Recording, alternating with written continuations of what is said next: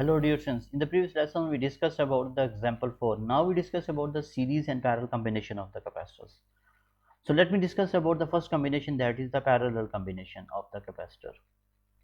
So in the parallel combination, so that the left plate of each capacitor is connected to the positive terminal of the battery, and right plate of each capacitor is connected with the negative terminal of the battery. So let me redraw the diagram again. So we have capacitors has capacitance C1, so that the left plate is connected to one point, for example this is point A, and right plate is connected to point B. Right point is connected to the B, and we another capacitor C2, the left plate is connected to point A, right plate is connected to point B.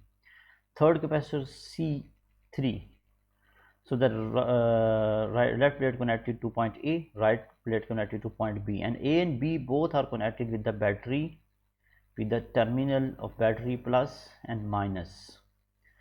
So this type of combination is basically the parallel combination of capacitors. So every capacitor is in front of other, so C1, C2, C3. So we need to determine the formula for total or parallel capacitor, total capacitance of this combination. So in order to determine this combination, so we just explain. For example, if battery has potential V, now the net charge, total charge Q, that flows from this battery.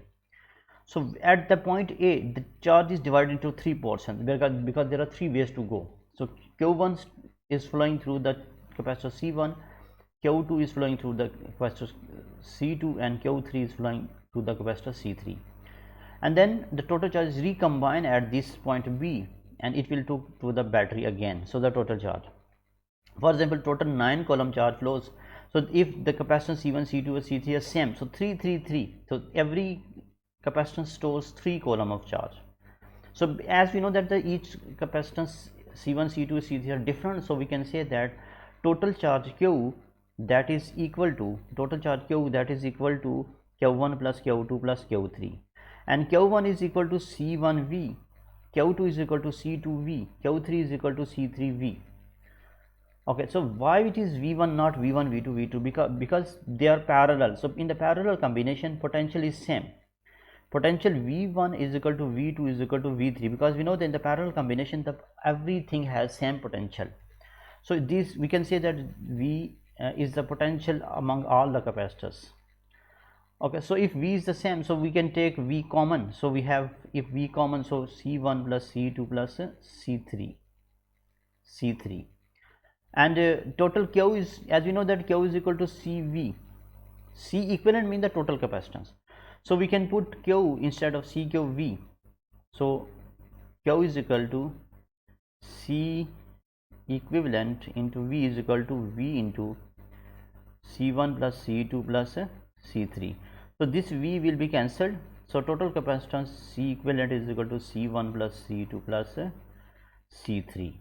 Okay, this is parallel combination of capacitors.